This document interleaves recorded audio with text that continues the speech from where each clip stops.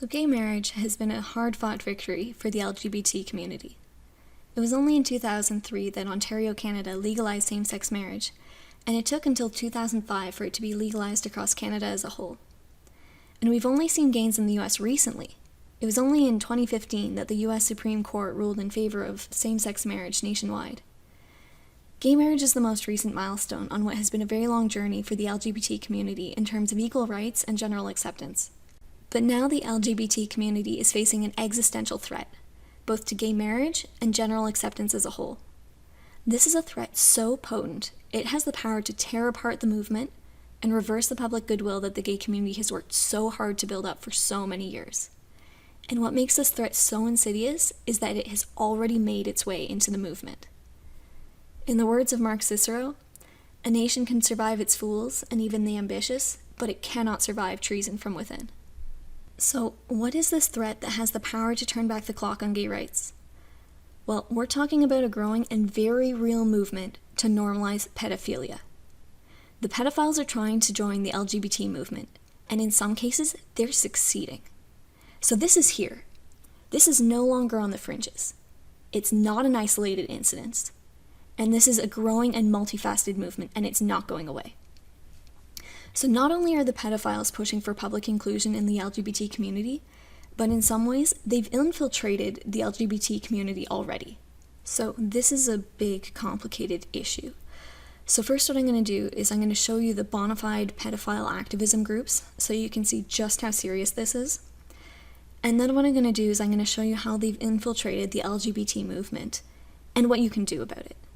Because if the LGBT community doesn't wake up to what's going on and doesn't take a very hard stance against this, if they allow themselves to be used to further the pedophilia agenda, then the LGBT movement is just going to see a massive decline in support for gay rights. The moderates are going to turn against the movement. It will set back progress. So, first, let's take a look at the pedophilia movement. Okay, so I have a couple articles from the Post-Millennial. This one is called Exclusive. University professors are working with pro-pedophile charity. So first let's take a look at these organizations and see what they're doing. So there's this one organization called Before You Act. This was founded in 2003 by convicted child sex offender Michael Melshamer. I'm not sure if I'm pronouncing his name right. But he was talking on pedophile forum Boy Chat. So on pedophile forum Boy Chat, Melshamer revealed that his intentions behind creating Before You Act was to succeed where the National Association of Man-Boy Love, or NAMBLA, had failed in gaining the mainstream acceptance of pedophilia. BoyChat users were skeptical, criticizing Melshamer for calling the organization Before You Act. Concerned, Melshamer would be attempting to rehabilitate or otherwise prevent sexual contact with minors. But Melshamer quickly put those concerns to rest. So let's take a look at these chats here. So the user asks, "Does everyone who goes to Lifeline know that your goal for them is to eliminate offending? Or is it your goal? And if it isn't, does Marilyn know that too? What exactly did you accomplish? Your website still states your goal as eliminating offending. How much offending do you think you eliminated with the gracious help of this unnamed NAMBLA founder?" So in response, he explains that the statement of eliminating offending was from a historical report. But he assures them that this is not the intention. He says, "Rest assured that you will find no current reference to prevention of offending. You can take that to the bank." And from the article, in fact, the name Before You Act is aimed at healthcare professionals who are counseled by the organization to consider the consequences that will come to the pedophile if reported to police or their communities. So this is a pro-pedophile organization that has clearly stated that they have no intention of trying to prevent pedophiles from raping children. Instead, their goal is to normalize pedophilia and prevent healthcare professionals from reporting them. That is the goal of this organization. So now multiple universities are working with this organization in order to try to reduce the stigma around minor attracted persons, or MAPS, that being the PC term for pedophile. So let's take a look. We've got one tweet from Before You Act here. New research ongoing. In collaboration with Before You Act, Nicole Johnson of U Southern Maine is conducting a study designed to contribute to improved therapeutic services for minor attracted persons. Remember, when we're talking about improved therapeutic services, they're targeting therapists to not be reporting these pedophiles. And let's take a look at the Twitter profile here of Kaylee Roche. She says she's an MSc Forensic Psychology, Stigma Reduction, Mental Health for MAPS. So that is what she's working on. This is now in the universities. This reduction of stigma or normalization of pedophilia. So we have university professors working to reduce the stigma of pedophilia. And also what the movement is doing is they're associating themselves with the LGBT movement. And they're using all the same arguments, all the same strategies, all the same logic. The LGBT community needs to call this shit out now. Let's take a look at some of the things that they're doing. From the article. Before You Act regularly holds workshops and conferences, including one workshop devoted to the topic of destigmatizing language regarding pedophiles and pedophilia entitled, How Do We Talk About It? So now we're getting that PC language. MAP, using the word MAP, minor attracted person, focusing on the sexual orientation. That's another strategy that they're trying to use. And continuing, Before You Act regularly employs and invites convicted and non-offending pedophiles to speak at its workshops, describing them as courageous, heart-opening, and powerful. Their Know the Facts page begins by suggesting that most adults have an attraction to children or prepubescent adolescents. Both the Stories of Hope and Being a Map sections are populated by a man named Richard Kramer, who is a registered sex offender in the state of Wisconsin. So we're using this language of being courageous, people telling their stories. Before You Act classifies pedophilia as a sexuality and has actively worked to have any sexual attraction to minors removed from the American Psychiatric Association's Diagnostic and Statistics Manual, or the DSM. In 2014, a Before You Act newsletter was issued which was excitedly uploaded to pedophile forum BoyChat, discussing changes to the DSM-5 which treated pedophilia more similarly to homosexuality, and acknowledged that the sexual attraction to children did not constitute a disorder. So they're following in the LGBT community's footsteps. That's what they're doing. Some of the things that they're doing. As Before You Act currently seeks primarily to inform therapists, this is particularly dangerous. In its guide for therapists, they're putting out guides for therapists. Before You Act encourages those counseling pedophiles to take an LGBT affirmative psychotherapy approach and treat minor attracted persons' sexuality as innate, unchangeable, and subject to personal acceptance. There you go. They're using the words LGBT in their materials. So looking at another article by the Postmillennial.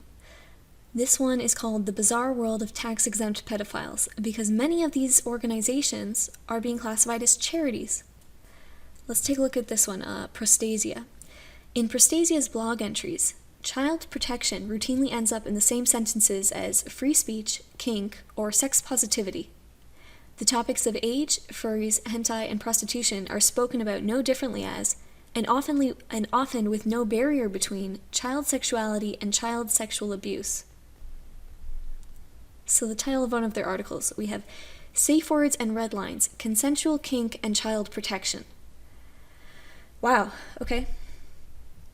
Next we have Dr. James Cantor tweeting about how pedophiles should be included in the LGBT movement.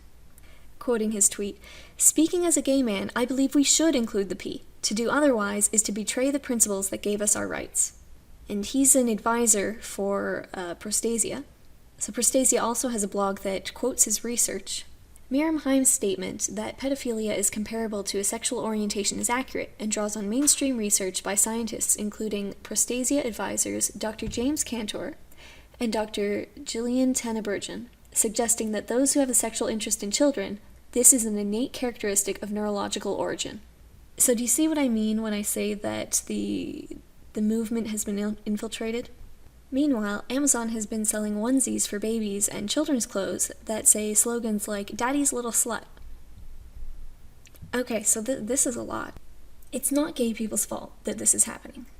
But it's important to recognize that it is, in fact, happening, and that the pedophiles are taking advantage of the hard work and goodwill generated by the LGBT community's efforts. So, what can you do? Well, first, call this shit out. Call it out on social media, tell the pedophiles that they're not welcome in the movement, call out their PC language, this maths business, and refute their arguments. And there are some fantastic arguments of people doing exactly that. There are a lot of pro-pedophile hashtags floating around on Twitter, but people in the LGBT community are doing a great job calling them out. And honestly, it really made me feel better to see that most of these hashtags are mostly being used by people calling them out, at least the ones that I saw. So that's the first thing that you can do. Second, you know how politicians and activists are always making these speeches condemning racism, condemning white nationalism, condemning homophobia, saying things like white nationalism has no place in our country, it has no place in our movement. Okay, so the LGBT movement, or the LGBT community, really needs to start making speeches like that against pedophilia, before events, during Pride, before meetings. So that's the first part. Those are the things that should be a little easier to do, compared to the second part, which is harder. The second part is recognizing the subtle ways that pedophilia has already infiltrated the LGBT movement. Recognizing that and calling that out as well. Because unfortunately, there are a lot of dog whistles for pedophilia in the LGBT movement. And they really are dog whistles, because most people can't see them for what they are. Which is understandable, because these things are packaged in a really positive way, and the media promotes them in a really positive light. For example, let's talk about kids doing drag. The CBC did a documentary promoting it, talking about how this is a great way for kids to express themselves and be artistic and learn about acceptance and just be themselves. And hey, I'm all for kids getting involved in the performing arts. But let's look at what these kids are actually doing.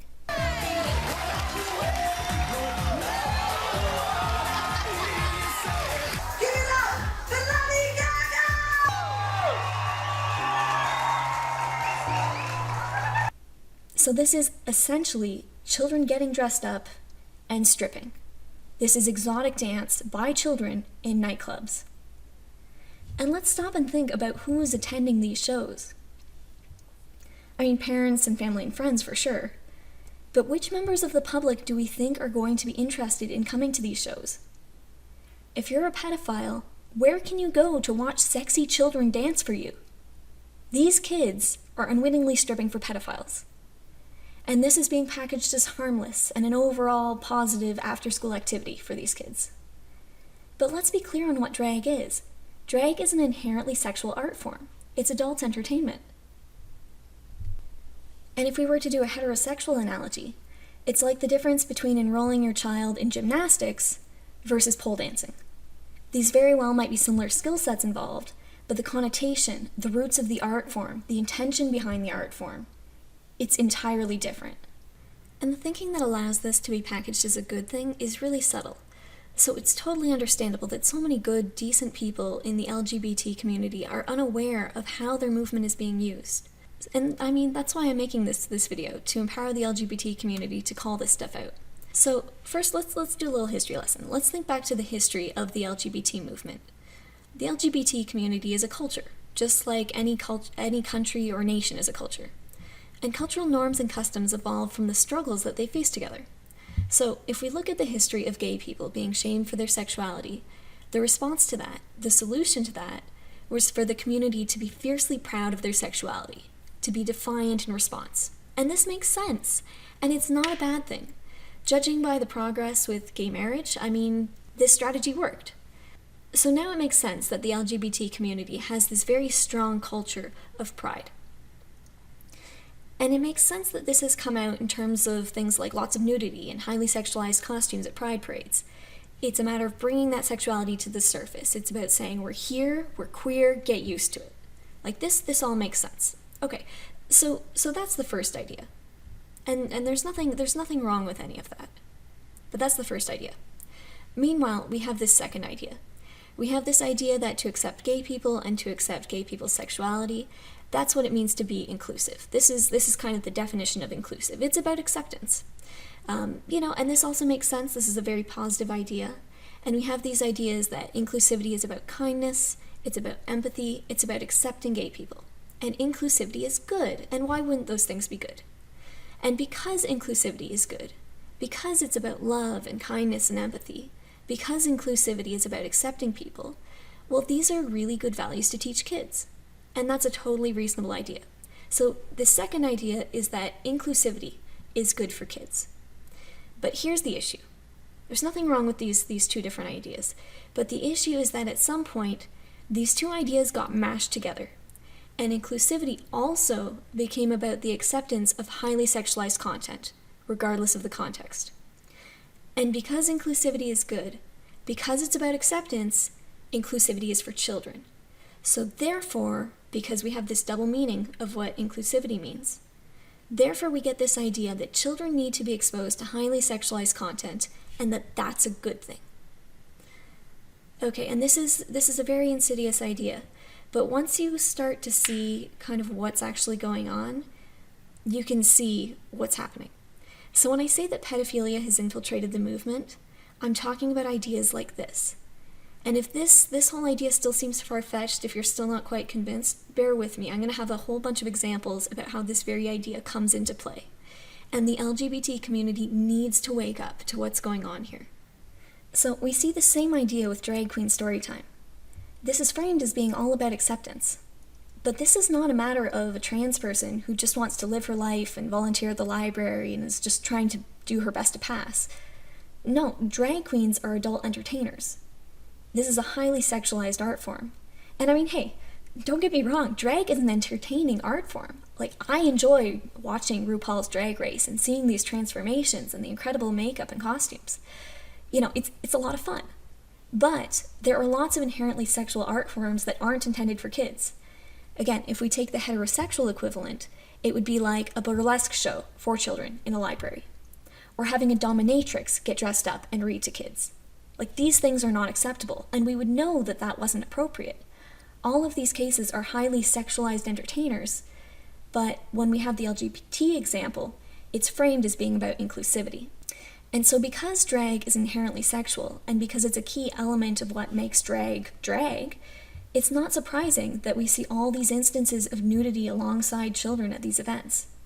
Adults who are mostly naked or dressed up in sexy costumes should not be posing with kids. That should raise alarm bells. And again, drag and burlesque and R-rated movies are all fun things, but they're not for kids, just like sex. And we can see how this plays out in some of these articles. The Huffington Post published an article by the title, "Are Pride Parades Kid-Friendly? Parents Say Children Can Handle the Kink." So, wow. I mean, this attitude is exactly what I'm talking about. The attitude that it took to publish an article with that title. Because kids should never be in a position where we're asking if they can handle kink. Full stop. Kink is not for children, just like sex is not for children. Now, this article also made the argument that to kids, they don't really understand what's going on, they just see it as dress-up. But that's not an excuse. That's actually part of the insidious nature of pedophilia. I mean, you can also make the argument, using that same idea, that a kid doesn't really understand what's happening when he's being touched in a sexual way. To him, it's just a massage and it feels good. But that does not make it okay. And part of why we need these protections for kids, where we need to shield them from sexual imagery, even if they don't understand it, is because it's a safeguard. If we're asking where the line is, we can't draw the line just before sex with children.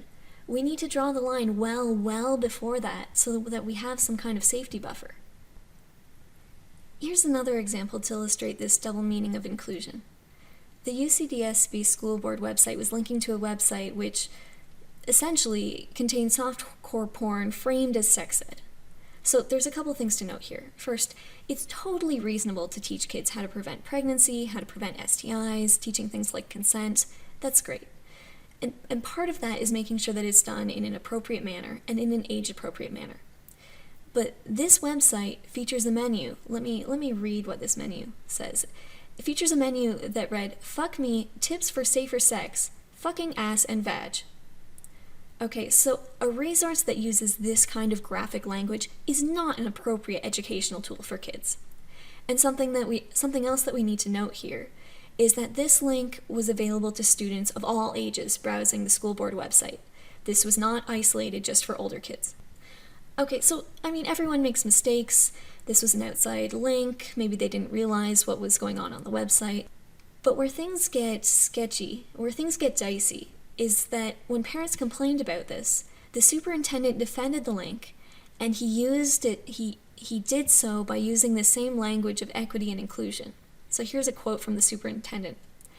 As the superintendent with portfolio responsibilities for equity and inclusion, I want to ensure that the school board's practices are consistent with the goals of the UCDSB and aligns with the board's equity and inclusion policy, which states, the UCDSB is therefore committed to an equitable education system that upholds and reflects the principles of fair and inclusive education which should permeate all policies, programs, practices, and operations.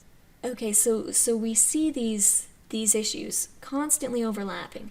Inclusion is all about sexual content, and there don't seem to be any boundaries on what is and isn't appropriate for this sexual content when it's framed in terms of being about inclusivity. And that's a very, very insidious idea. And then we have the issue of nudity and highly sexualized content at pride parades. And this has always been a controversial issue within the LGBT movement, and as I said earlier, it speaks to the history of the culture. And we can certainly have a debate about these things and whether they should be part of a public parade or not. But pride can't be both highly sexual and also promoted as an event for kids. I mean, there are certainly ways to do it. You can have an over 18 section, you can have a private section, and then you can keep all of that separate from the kids' content. But we need to keep the kink away from kids. Okay, so we've talked about the bona fide pedophilia movement. We've talked about how they're framing themselves as just another sexual orientation, and how they're piggybacking on the LGBT movement's hard work. And then we went over all the ways that kids are being sexualized by the LGBT movement itself, and how the movement is unintentionally being used to advance the pedophilia agenda. So hopefully we can all come together to protect kids from these predators and to stand up to pedophilia. Because the LGBT community faces a choice. The community can acknowledge these issues as hard as they are. They can acknowledge the growing threat of the pedophilia agenda and all the ways that they're being associated with the pedophiles and even used by the pedophiles, or they can ignore them. They can ignore these issues. And I mean, you can brush me off as being alt-right or homophobic or whatever else, but that's not going to make these issues go away. So let me lay out some predictions here. The full force of conservative wrath is going to be directed at pedophiles and their agenda. So the LGBT movement needs to decide which side of that wrath they want to be on. Do they want to be allied with the conservatives in the fight against pedophilia? Or is the LGBT community going to double down and push kids towards sexualized content? Because if the bulk of the LGBT movement insists on putting kids in these highly sexualized situations and calls opposition to that homophobia or transphobia, then we're going to see a shift of support away from the LGBT movement, and it's already happening. When you look at the rise of these conservative populist governments, this is one of the major contributing factors. And the more traction that pedophilia gains, and the more the LGBT movement pushes to expose kids to kink and nudity and adult entertainment, the more reasonable anti-LGBT politicians will seem. And this very well could be the catalyst that shifts public opinion against gay rights like gay marriage. So, the LGBT community needs to give anti-pedophile moderates and conservatives a way to adamantly and fully oppose pedophilia while still supporting gay rights at the same time. Otherwise, people who otherwise would have supported gay rights may very well turn against the movement, and we could see a reopening of the gay marriage debate. So I really hope that you'll join me in working to protect the kids, because both the kids and the future of gay marriage depend on it. So there was a lot of heavy stuff in this episode, but thank you so much for listening. If you liked this video, please share this video and spread the word about these issues. And don't forget to like and subscribe. Thank you so much.